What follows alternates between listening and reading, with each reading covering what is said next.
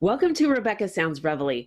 What a guest I have for you today, because with me is someone who has went to Michigan State University and done very well in theater there. In fact, he's done so well that he was nominated for the Pulsar Award in one of the the the films there, musical Dogfight, where he played the lead role of Eddie Birdlace. In fact, this was so inspiring for him that he has gone on to do even more than that and landed in his sophomore year there a supporting role of Vince in a feature film called Sorta Late.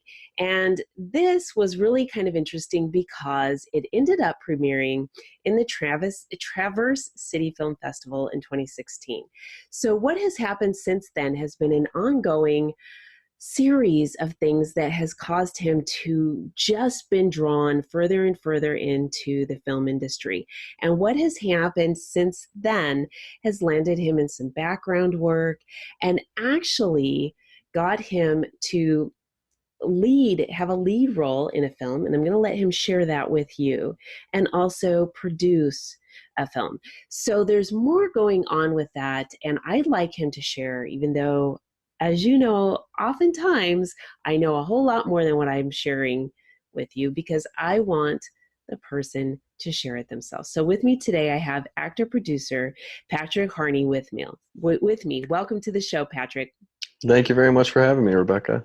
I am really delighted because oftentimes you see people that are interested in going into acting or going into the film industry or going into theater, and that's kind of where they stay. They kind of stagnate. They get there, they don't know what to do, or they just don't pursue the passion the way that they should. And you have gone from finding this passion with you, especially when you were in college, to where it's at now. But did you have this passion before that?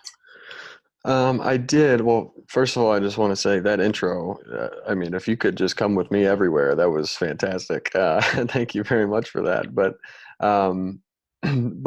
yeah, so my passion started probably, I think it was about 8th grade, when a friend of mine had told me, because before I was always the sports guy. I played basketball, football, baseball, ran track. I was always a sports guy, and then a friend of mine had told me, hey, why don't you go out for the musical? Like, I know you can sing. Why don't you just go out for the musical?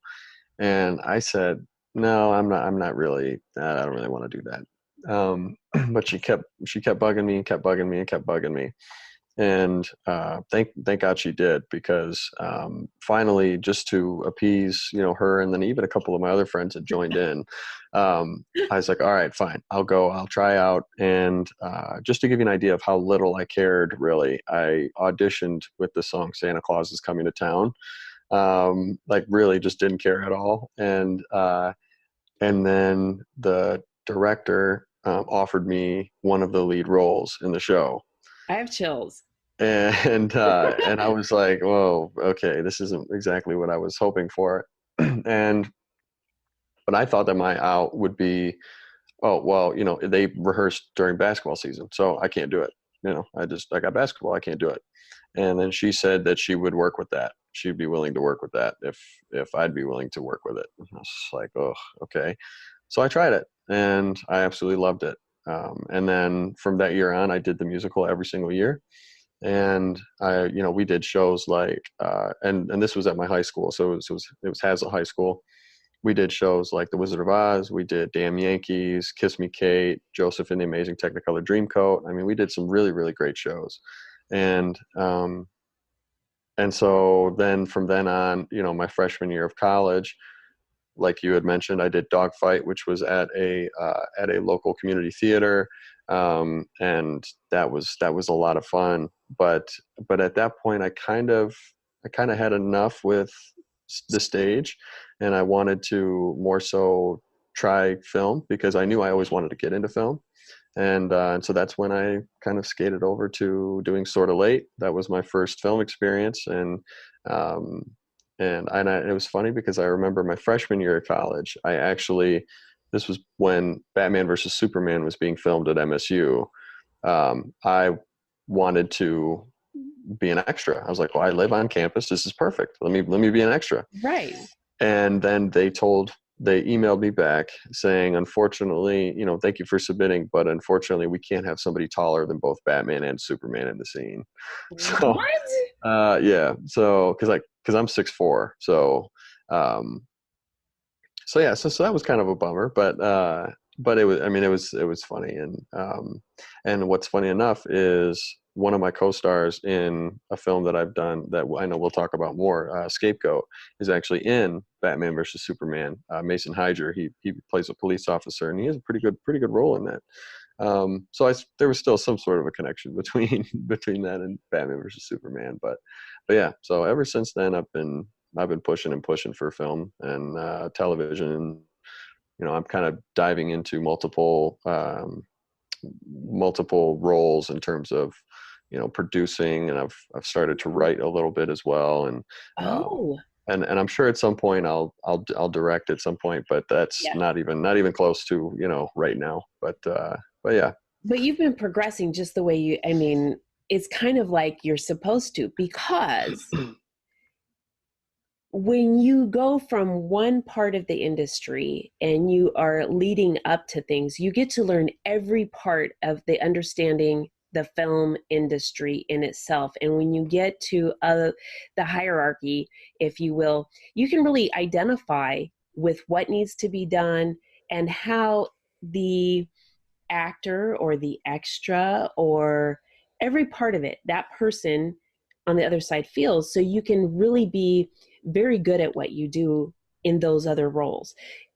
And I think that this is really ideal for you because you have it. And so, what is another aspect of this from the very beginning, and this is what I really want to share with the audience, is listen to the people who support you, because people see things in you sometimes that we might know that it's there, but we don't really act upon it, or we don't want to sort of ruffle our feathers and make us look a certain way because we don't want people to perceive that we think certain things about ourselves.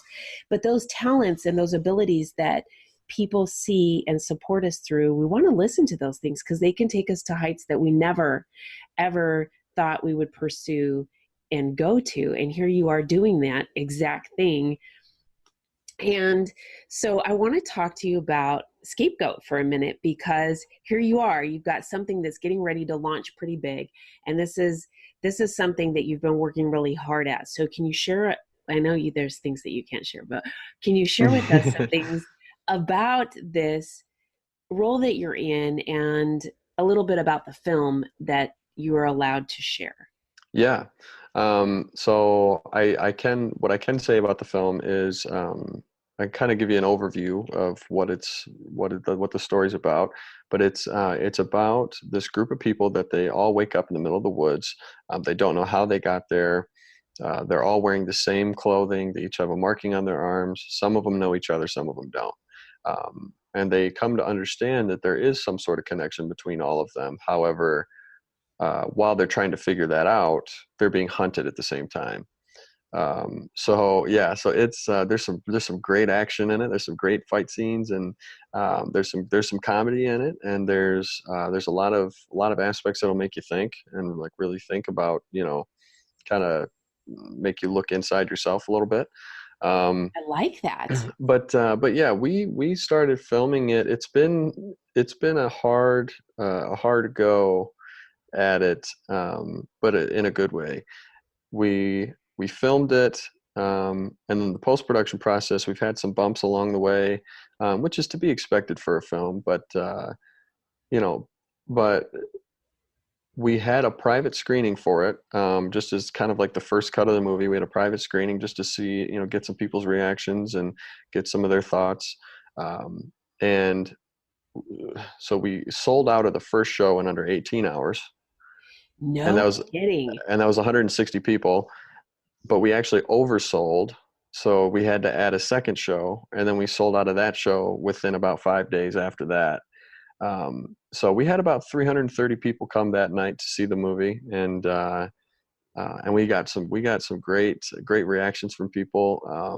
I'm really really excited for it to come out.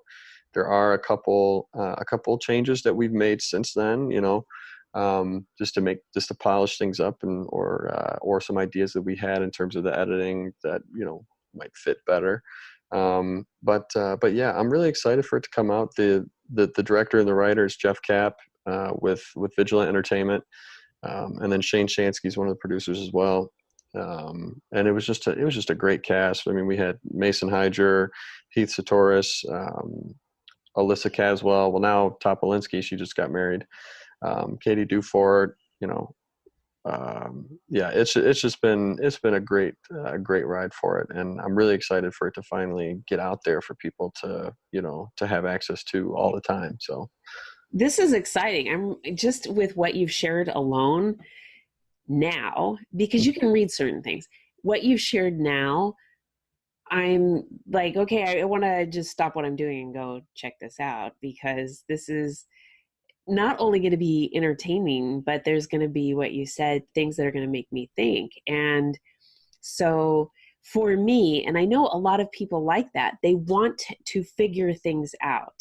mm-hmm. And they're looking for, I know what's going to happen. And then there's these twists that don't really allow you to figure it out. But if there's other things in it that allow you to think about application within yourself, this is pretty well written in that respect, because to be able to condense something into an hour and a half or a 2-hour Mm-hmm. film and convey all of these things and have held the audience, Yeah. that is pretty good. Well, and also what's cool about it is, this is Jeff Kapp's first feature film.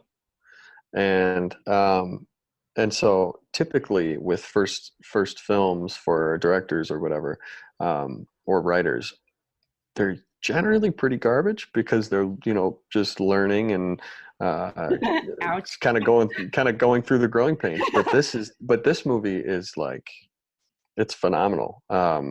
Really, I mean, I think it's really really well done, and it's really well written. Because he was very focused on making sure that certain aspects were done right. Even if it means it's going to take a little bit longer, but it's got to be done right. Uh-huh. And so like that kind of detail is what I really appreciate. And I also really appreciated that he was a very collaborative director. He and I kind of hit it off pretty quickly.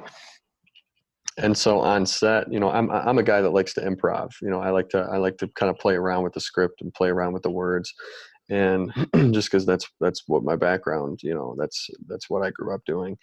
And so we'd be on set, and he would be, he'd come over and he'd tell me, all right, so we're gonna do 6 takes. Just make sure you get one that has the words, like the words that are on the page. Every other take, just go ahead and try stuff.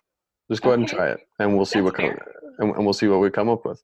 And that was awesome to me. And there'd be times where I'd go up to him and I'd say, hey, do you mind if I, can I try this in the scene? And sometimes he would say, yeah, that's great. Or he would be like, no, not for this one. But, let's kind of keep that one out. I'd be like, okay, that's great. Because I've been on sets where it's very much stick to the script, and it's 100% every single word in the order, everything is correct or has to be correct, which is fine, and that's what some directors and some writers prefer. But I've found for myself that can kind of constrict me a little bit. Yes. But it also helps kind of open up my mind a little bit to figure out, okay, how can I work within these words,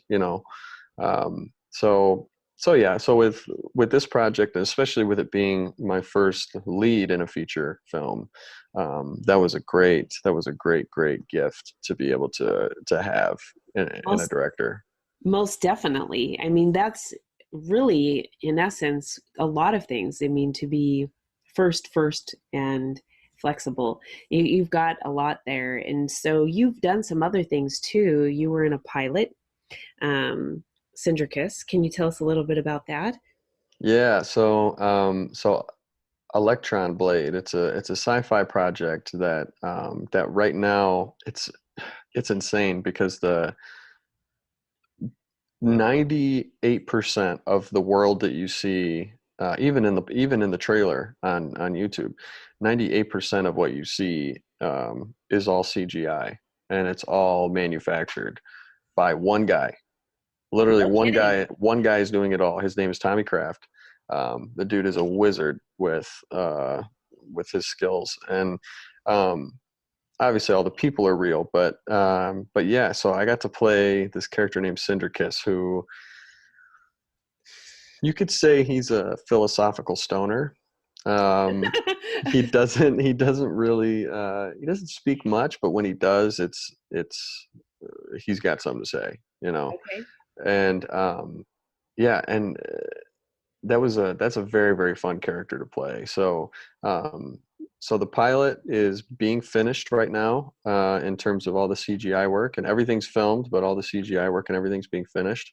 And then TK2 Films, so Callie Bustle and Tommy Kraft, they're gonna look to try and get it picked up, and that's always the hardest part. You know, you could put hours and hours and months into something, and then trying to get it picked up, that's a whole nother beast. So so yeah, so hopefully we can get that going, because that's a really fun character to play, and I'd love to get back to playing Sindricus. So what did you like about that the most? When you say fun, was it because of scripting or because of being how it was on set? Well, I mean, really both of it. I mean, I'd never been a part of a project where the script was so out there um, in terms of like fiction and fantasy. But also the set was a lot of fun. I mean, everybody really becomes kind of a family, and plus the character, you know, I get to dive into a character that I've never played before. I've never played that sort of character before. Uh-huh. And so I was kind of channeling my inner McConaughey from Dazed and Confused type, you know, uh, type persona. And plus the costumes were all crazy costumes. And, you know, that's what helped you get into the character. Cause for me, I'm the kind of guy that I need to know what the character is going to look like first. That's like one of the Okay. first things I do is I need to make sure I know what he looks like, so that way I can choose how he talks, how he walks, and you know, and then kind of look at the words on the page from there. Um, you know, so that it just helps me get into the mindset a little better. And so so with that, it was very easy to get into that kind of mindset because of everything that he was wearing and what he looked like. And you know, he was the kind of guy that he didn't really care what other people thought. He was very much an individual. And um yeah, that was very, very fun to play. Do you think that character being individualistic can carry over to us as people in the way that we should feel about ourselves? Yeah, I think so. I've always been the kind of guy that always wanted to be a little different, you know. I mean, that was even from when I was younger, you know, down to whatever people were wearing. You know, I always wore something just a little different, or you know, in the style of basketball that they were playing or whatever. I always played just a little bit different, and um, I always I've always tried to have my own thing. You know, I never want to be a copycat. I never want to be you know, a clone, or have somebody say, "Oh, you remind me of this person." Uh-huh. No, I want to remind you of me, you know? And so, so yeah, so I think it is important that people have an individual, you know, an individual mindset in terms of, you know, we're all unique human beings. So why not, you know, why not thrive in that, right? Why not find your uniqueness and just run with it? I So, love it. I absolutely love it. Now, you have some other projects that you're working on, and one of them you are working on as a producer. hmm um, Well, yeah. So there's a short film that I produced on. It's called Ever After, um, and very proud of that. Jeff Kapp wrote it and directed it, and um, it's a very personal project for him. It's the story itself is very personal to him, and so I was very honored to be able to work on that project, and it'll actually be at the Royal Star Film Festival on the 14th, as well as the Sioux something festival, but it's up in Sault Ste. Marie here in Michigan, and so it's been getting a lot of praise at a lot of different festivals. I mean, just because it's a very real story, it's a very relatable story. I'm not going to give too much away because it is on YouTube, and if I say too much, then it'll, there's no point watching it. But Yes, yes. but it is very, very good. And then I'm also going to be producing and acting on a project. It was written by Nolan Bryant, and um, and Jeff is going to be directing again. And like I said, when we hit it off, I mean, we've been doing a lot of different projects together now because of Scapegoat. So that's really been really fun. Shane Chancey's going to produce, and then also my cousin who's an actor, he's going to be also acting in it with me. And his production company is going to be coming on. So Axel Harney, he'll be on it. So it'll be kind of a family affair too, which is cool. Because he and I have always wanted to work together. And and so that one, the working title right now is called Storage. We're not sure if we're going to keep it that, but we've got the first draft of the script. We've got a meeting toward the end of the month on the 25th that we're going to go through and kind of pitch some ideas of things we might want to change in the script, and try to nail down what we want that second draft of the script to look like. And we hope to have the final draft by the end of September.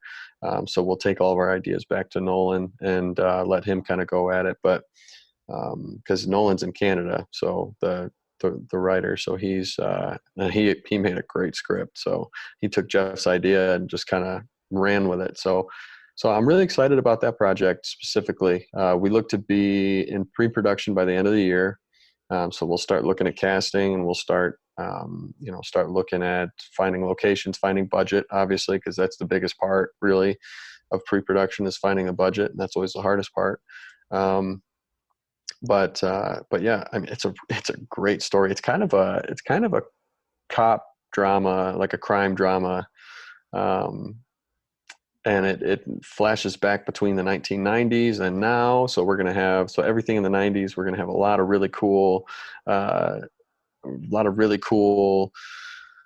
things from the 90s that, that will place in the sets and everything. And so yeah, that project I'm really, really stoked for. This is going to be a lot of fun. Let me ask you, when it comes to acting and producing, Mm-hmm. how do you feel the difference is for you with how far you've come? I think if you were to ask me to act and produce on this project 4 years ago, I would have had no idea what I was doing. I would have just been like, oh yeah, cool, sure. And thinking, I guess I got to do something, but I don't know what, so I'll just kind of figure it out on the way. But now, because I'm very much an observer, so anytime I'm on set, I'm always talking and observing to people, whether it's, the key grip, whether it's one of the producers, whether it's, the lighting technician, or whoever it may be.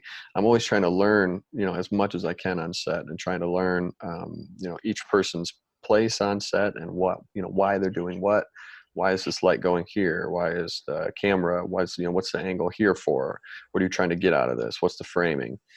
And so I think because of all that, and because I've had some experience on set now, I am able to put on, two hats. And also I'm a very hands-on person anyway.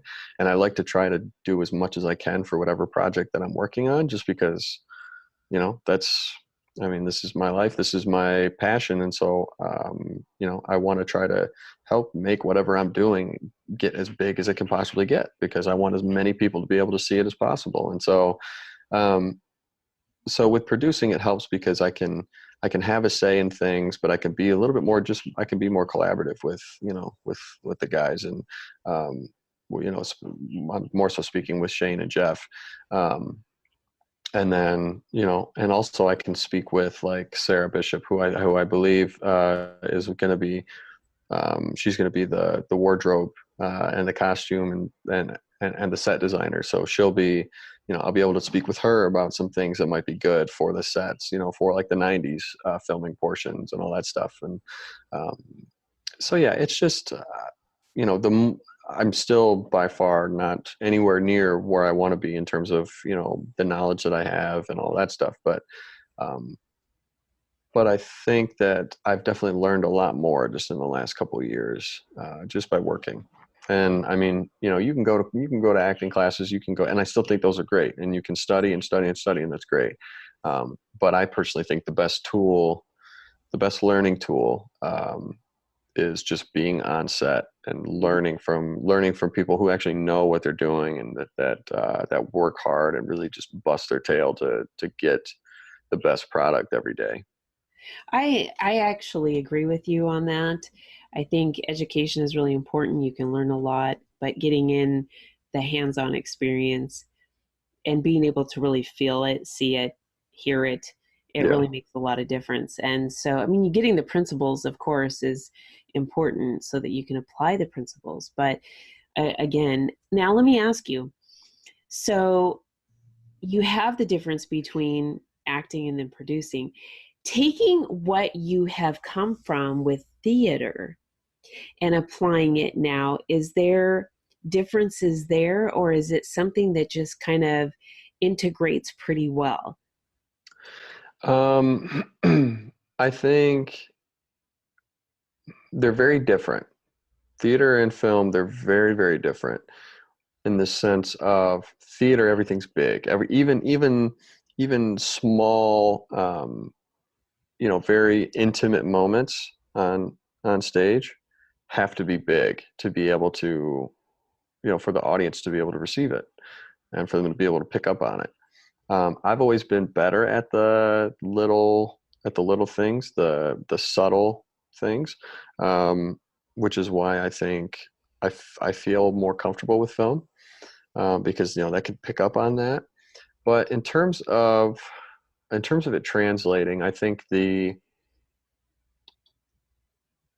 prep work that I've learned through theater has helped me with film, in the sense of going through every word, going through, what is my character trying to say here?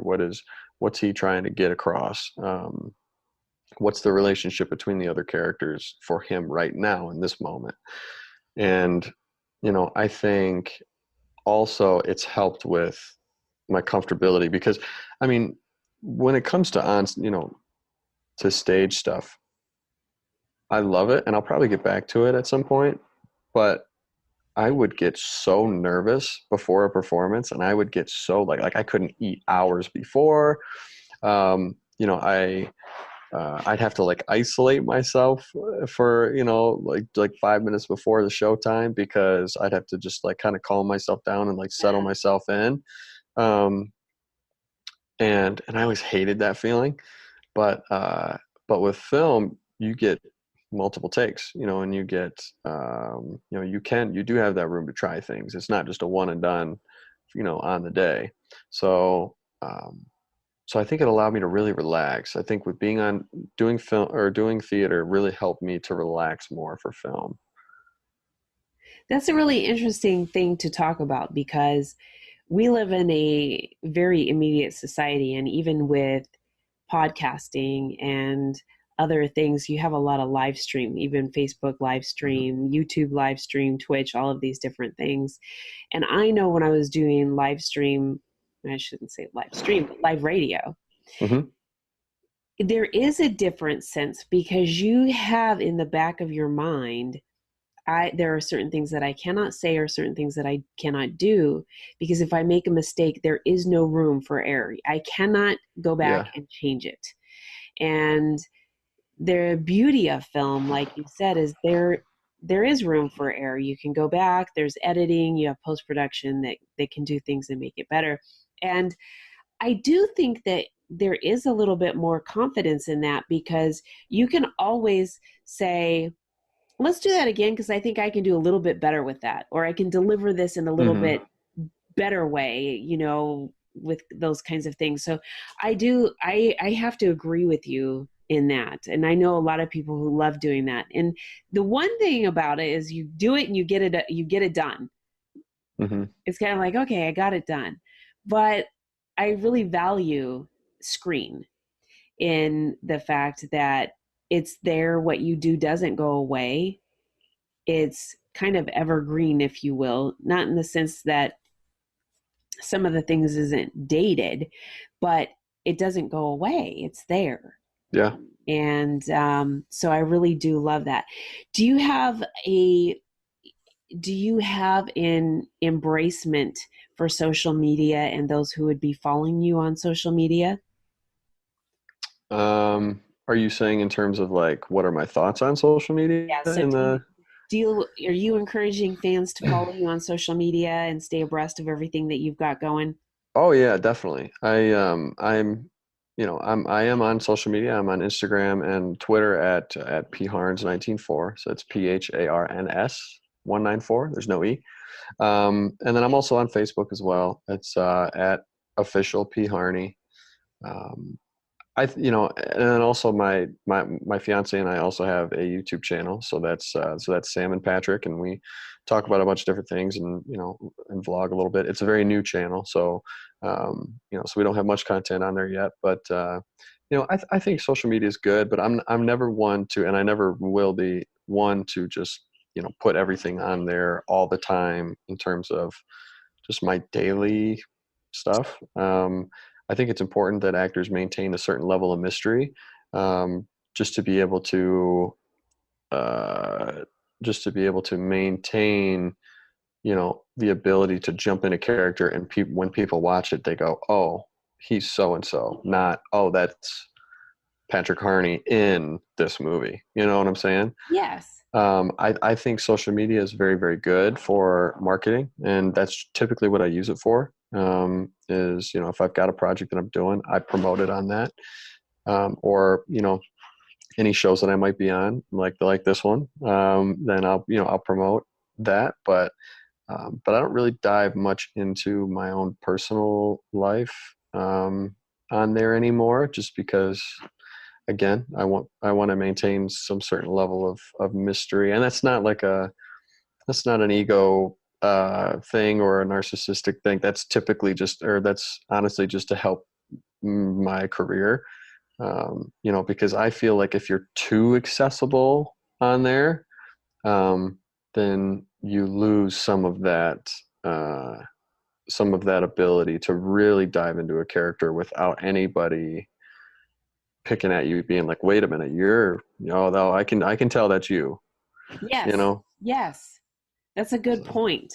I think we do allow too much to be out there, and especially in the sense that you just mentioned, because you want to be able to do a number of different things and not give away everything too. So this is pretty exciting, and I like that you are accessible on a lot of different platforms, so that you can be able to reach the marketing ability and all of the different venues that people are out there. And I know that there's quite a few of them out there, and four big ones, and you're there. So this is really good, because I think with where you're at and your proven track record from just going from Pulsar Award to going into extra work, even being on a music video, to a lead role, to directing, producing, and now dabbling into the writing, which you're going to, I'm sure, end up doing even more than that. Yeah. It's just you are progressing. And I think that as the audience is seeing this and embracing everything that you're doing, they're going to follow you, and your career is going to go very, very far, and you're going to just gain a huge a huge audience that is going to end up propelling you too, because that support system, like we talked about in the very beginning, is just going to continue to take you to places that you never thought were possible. And I want to thank you so much for being here today. Well, thank you very much for having me, and thank you for the kind words. So that was very, very nice of you. So thank you. Yes, and I want to thank all of you for tuning in to another episode of Rebecca Sounds Reveille. As we talked about today, not only does Patrick have a lot going on for him, he shared some insight with some things that are really important. The support system that we have can really take us places. The dedication, hard work also can take us places. We can never give up on our dreams and really know what we have, we can really make a difference. So keep pursuing those things. Don't stop. Listen to that internal voice that you have, and continue to just develop the things and skills and your own uniqueness. Don't make yourself a blueprint of everybody else, that same copy, carbon copy. And as he said, what it was ever so true, clone. You don't need to clone yourself. All of these things will take you where you need to go. So make sure you share this episode with everybody that you know, all of the family that you have, friends, colleagues, everybody you know on social media, everybody that you don't, and make sure that you connect with Patrick Harney. Thanks for tuning in.